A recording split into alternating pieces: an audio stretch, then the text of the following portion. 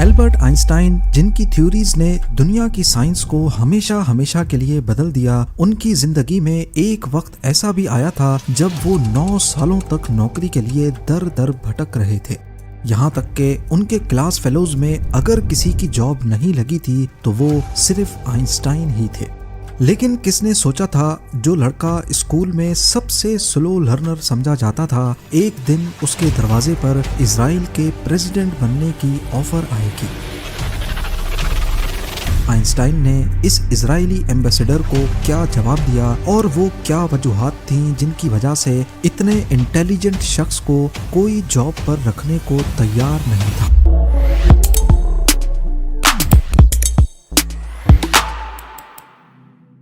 नाज़रीन, Albert Einstein 1879 में Germany के शहर उल्म में पैदा हुए। बचपन में ही उनको अजीब नजरों से देखा जाता था क्योंकि वो दूसरे बच्चों की तरह नहीं थे। वो बहुत स्लो लर्नर थे, लेट बोलना शुरू किया और स्कूल में टीचर्स उनको एवरेज या कमजोर स्टूडेंट समझते थे। पर इसके पीछे वजह ये थी कि आइंस्टाइन हर चीज को क्यूरियोसिटी की निगाह से देखते थे। स्कूल में अगर उनको कोई चीज समझ नहीं आती थी तो रट्टा लगाकर उसे याद करने के बजाय वो उसके कॉन्सेप्ट्स को समझने की कोशिश करने में लग जाते थे, जिसकी वजह से वो हमेशा कोर्स में पीछे रह जाते थे। आइंस्टाइन बचपन से ही काफी क्रिएटिव थे और यही उनकी कमजोरी भी थी और बाद में उनकी ताकत भी बनी। आइंस्टाइन की अर्ली एजुकेशन म्यूनिक में हुई, जहां उनको जर्मन स्कूलिंग का स्ट्रिक्ट डिसिप्लिन बेस्ड सिस्टम बिल्कुल पसंद नहीं था। एक वक्त आया जब तंग आकर आइंस्टाइन ने स्कूल छोड़ दिया और अपनी फैमिली के साथ स्विट्जरलैंड शिफ्ट हो गए ताकि वहां के लिबरल एजुकेशन सिस्टम में अपनी जगह बना सकें। वो वहां के ज्यूरिक पॉलीटेक्निक कॉलेज में फिजिक्स और मैथमेटिक्स में एडमिशन लेना चाहते थे। एंट्रेंस एग्जामिनेशन में उन्होंने मैथ्स और फिजिक्स के पेपर को फौरन सॉल्व कर लिया, लेकिन दूसरे सब्जेक्ट्स जैसा कि जियोलॉजी, लिटरेचर और पॉलिटिक्स में वो बुरी तरह फेल हुए। एंट्रेंस एग्जाम के बाद कॉलेज के प्रोफेसर ने आइंस्टाइन को अपने ऑफिस में बुलाया। वो आइंस्टाइन के मैथ्स और फिजिक्स के जवाबात देखकर काफी हैरान थे। वो जानना चाहते थे कि आइंस्टाइन को ये सब किसने पढ़ाया है, जिस पर आइंस्टाइन ने जवाब दिया कि उन्होंने ये सब खुद से पढ़ा है। पर दूसरे सब्जेक्ट्स जिनमें ज्यादातर सिर्फ रट्टा काम करता था, उनमें आइंस्टाइन बुरी तरह फेल हुए थे। प्रोफेसर ने उनको बताया कि अगर उनको इस कॉलेज में एडमिशन चाहिए तो सिर्फ मैथमेटिक्स और फिजिक्स काम नहीं करेगी। उनको दूसरे सब्जेक्ट्स की तैयारी करने के लिए वापस 1 साल स्कूल में लगाना होगा। मायूस होकर आइंस्टाइन को वापस 1 साल स्कूल में लगाना पड़ा और अगले साल खुशकिस्मती से वो ज्यूरिक पॉलीटेक्निक कॉलेज के एंट्रेंस एग्जाम में पास हो गए। पर कॉलेज में एडमिशन लेने से आइंस्टाइन की नेचर नहीं बदली। यहाँ पर भी वो बोरिंग लेक्चर्स को स्किप करते, खुद से पढ़ाई करते और प्रोफेसर से ज्यादा इम्प्रेस नहीं होते थे। यानी उनके आगे पीछे घूमना आइंस्टाइन की फितरत नहीं थी। इस सब का रिजल्ट ये निकला कि जब आइंस्टाइन 1900 में ग्रेजुएट हुए तो उनके प्रोफेसर्स ने उनको जॉब रिकमेंडेशन देने से इनकार कर दिया। अब बेशक वो ज्यादा ज़हीन थे, लेकिन आइंस्टाइन के पास कोई स्ट्रॉन्ग रेफरेंस नहीं था, कोई मेंटर नहीं था जो उनको एक एकेडमिक या रिसर्च जॉब दिला सके। उस दौर में साइंस की फील्ड में जॉब पाने के लिए प्रोफेसर की रिकमेंडेशन बहुत इंपॉर्टेंट होती थी और आइंस्टाइन उस रेस में पीछे रह गए और रिजल्ट ये निकला कि उनके क्लासमेट्स जिनसे वो एकेडमिकली स्ट्रांग थे, अच्छी पोजीशंस पर पहुंच गए क्योंकि उनके पास प्रोफेसर का सपोर्ट था। आइंस्टाइन ने जर्मनी और स्विट्जरलैंड में कई जगह अप्लाई किया। यूनिवर्सिटीज, स्कूल्स, रिसर्च इंस्टीट्यूट्स, हर जगह उनको मना हो गया। लेटर्स लिखे, प्रोफेसर से मिले, लेकिन सब जगह एक ही जवाब, हमें अफसोस है, हम आपको हायर नहीं कर सकते। आइंस्टाइन के लिए ये पर्सनली भी पेनफुल था क्योंकि वो समझते थे कि उनका काम और पोटेंशियल लोगों को दिखाई नहीं दे रहा। आइंस्टाइन के लेटर्स और डायरी से उनकी इस फ्रस्ट्रेशन का अच्छी तरह अंदाजा लगाया जाता है। आइंस्टाइन ने एक दफा अपनी डायरी में लिखा था, ये लगता है जैसे दुनिया को मेरी कोई जरूरत ही नहीं, हर दरवाजा बंद लगता है। अपनी फैमिली को लिखे गए लेटर में ये मेंशन था, मैं हर जगह अप्लाई करता हूँ लेकिन ना तो जवाब मिलता है, ना ही किसी को मेरी जरूरत है। लगता है मेरी जिंदगी में कुछ भी ठीक नहीं जा रहा।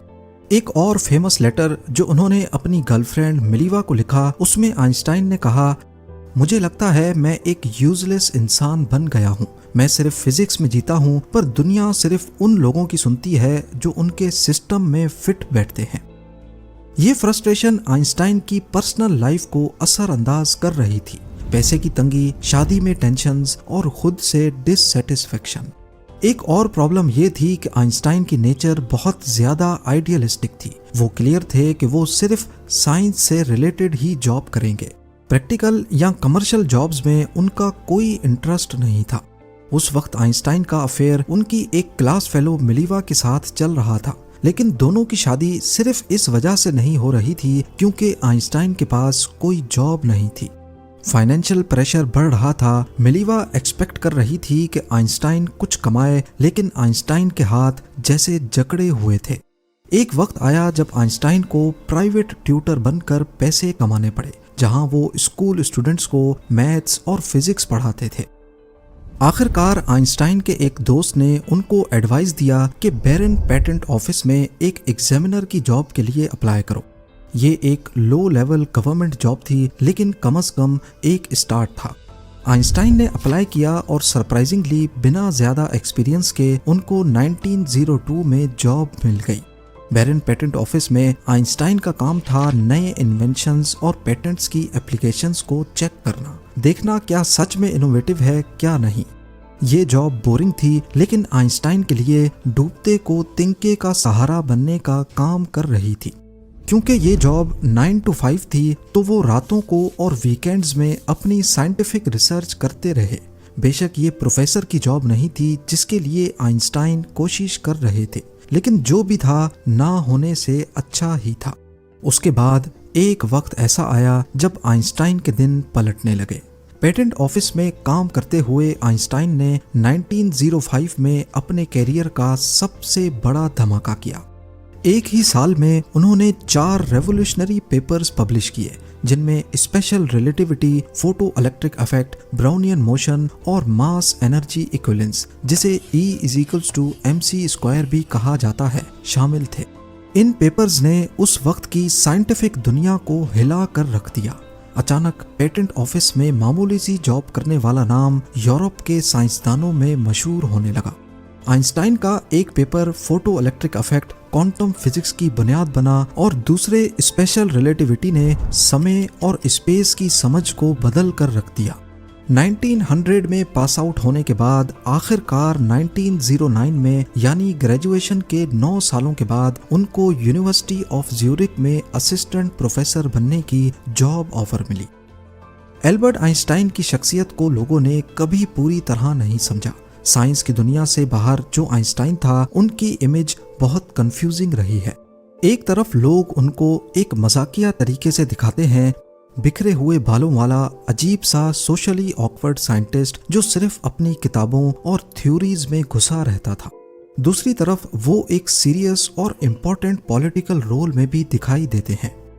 1932 में आइंस्टाइन जर्मनी से भाग गए, बस एक साल पहले जब हिटलर ने वहां पावर संभाली, क्योंकि हिटलर ज्यूज के काफी खिलाफ था और आइंस्टाइन का ताल्लुक भी एक ज्यूइश खानदान से ही था। आइंस्टाइन अमेरिका चले गए और प्रिंसटन, न्यू जर्सी में थ्योरेटिकल फिजिक्स के प्रोफेसर बन गए। वो सिर्फ साइंस के हीरो ही नहीं, बल्कि पूरी दुनिया की ज्यूइश कम्युनिटी का एक फेमस और रिस्पेक्टेड चेहरा भी थे। इस दौरान ज्यूज की अपनी स्टेट इजराइल के बनने का अमल चल रहा था और पैलेस्टाइन में इसी मुद्दे को लेकर काफी जंगें हो रही थी। आखिरकार 1948 में इजराइल फॉर्मली वजूद में आ गया, लेकिन सिर्फ 4 सालों के बाद 1952 में इजराइल के पहले प्रेसिडेंट खैम वाइजमैन इंतकाल कर गए। अब ज्यूइश कम्युनिटी के सर पर कोई लीडर नहीं था, तो उस वक्त ज़ायोनिस्ट लीडर्स ने सोचा कि क्यों ना एल्बर्ट आइंस्टाइन को अगला प्रेसिडेंट बनाया जाए। आखिरकार वो एक जाने माने फिजिसिस्ट भी थे और समाज में इनकी इज्जत भी थी। मतलब वो एक साइंटिस्ट ही नहीं, एक पॉलिटिकल और कल्चरल आइकन भी बन चुके थे। 17 नवंबर 1952 को आइंस्टाइन को एक लेटर मिला। ये लेटर भेजा था अबा एबन ने, जो उस वक्त यूनाइटेड नेशंस में इजराइल का एम्बेसडर था। लेटर में लिखा था, इस लेटर के जरिए आपको प्राइम मिनिस्टर बेन गुरियो का पैगाम पहुंचाया जा रहा है कि अगर इजरायली पार्लियामेंट आपको वोट देकर इजराइल का प्रेसिडेंट बनाए तो क्या आप ये ऑफर कबूल करेंगे। अगर आप मान जाते हैं तो आपको इजराइल शिफ्ट होना पड़ेगा और वहां की सिटीजनशिप लेनी होगी। प्राइम मिनिस्टर की तरफ से यकीन दिलाया जाता है कि ऐसी सूरत में आपको अपना साइंटिफिक काम पूरी आज़ादी और सहूलत के साथ कंटिन्यू करने दिया जाएगा। ये बहुत बड़ा और इमोशनल ऑफर था, पर आइंस्टाइन के प्लान्स कुछ और ही थे। उन्होंने पलटकर जो जवाब दिया वो उनकी जिंदगी का एक और पहलू सामने लाता है। आइंस्टाइन ने जवाब में लिखा, मुझे इजराइल की तरफ से प्रेसिडेंट बनाने का जो ऑफर दिया गया है उससे मैं बहुत ज्यादा इमोशनल हूँ, लेकिन साथ ही उदास और शर्मिंदा भी हूँ कि मैं इसे कबूल नहीं कर सकता। मैं जिंदगी भर सिर्फ ऑब्जेक्टिव चीजों से डील करता आया हूँ, इसीलिए मेरे पास ना तो लोगों को संभालने की फितरत है और ना ही ऑफिशियल जिम्मेदारियां निभाने का तजर्बा। मतलब आइंस्टाइन ने खुद को पॉलिटिकल लीडरशिप के लायक नहीं समझा था। उस वक्त आइंस्टाइन की एज 73 इयर्स थी। जब उनको ये ऑफर मिला तो उन्होंने अपने घर में रुके हुए एक मेहमान को बताया था कि ये ऑफर बहुत ऑकवर्ड है। बाद में उन्होंने एक जेरूसलम के अखबार को जो उनके लिए कैंपेन कर रहा था ये भी समझाया कि मैं ऐसे किसी चांस का सामना नहीं करना चाहता जहां मुझे गवर्नमेंट के फैसलों के साथ चलना पड़े जो कभी मेरे ज़मीर के खिलाफ जा सकती हो। मतलब आइंस्टाइन सिर्फ इसलिए मना नहीं कर रहे थे कि वो पॉलिटिकली फिट नहीं थे, बल्कि इसलिए भी कि वो अपनी जिंदगी में कभी भी अपने ज़मीर के खिलाफ नहीं जाना चाहते थे, फिर चाहे कितनी भी बड़ी कुर्सी या इज्जत क्यों ना मिले। लोग जो जज्बाती तौर पर एक्साइटेड हो रहे थे आइंस्टाइन को प्रेसिडेंट बनाने के आइडिया पर, वो एक इम्पोर्टेंट बात भूल रहे थे कि आइंस्टाइन इजराइल के लिए सिंपैथेटिक जरूर थे, लेकिन वो कभी भी एक पैशनेट ज़ायोनिस्ट नहीं थे। जब आइंस्टाइन ने प्रेसिडेंट के ऑफर को ठुकरा दिया तो फॉर्मर प्राइम मिनिस्टर बेन गुरियो ने अपने असिस्टेंट को कहा कि अगर आइंस्टाइन ने ये ऑफर एक्सेप्ट कर लिया होता तो हमारे लिए बड़ी मुश्किल खड़ी हो जाती, क्योंकि 1946 में इजराइल बनने से 2 साल पहले आइंस्टाइन ने एक इंटरनेशनल कम्युनिटी के सामने कहा था कि स्टेट का आइडिया मेरे दिल में नहीं है। यानी असल में आइंस्टाइन इजराइल को अलग स्टेट में नहीं देखना चाहते थे। आखिरकार 16 दिसंबर 1952 को यित्ज़हाक बेंज़वी इजराइल के दूसरे प्रेसिडेंट बन गए। उम्मीद है कि ये वीडियो भी आप लोग भरपूर लाइक और शेयर करेंगे।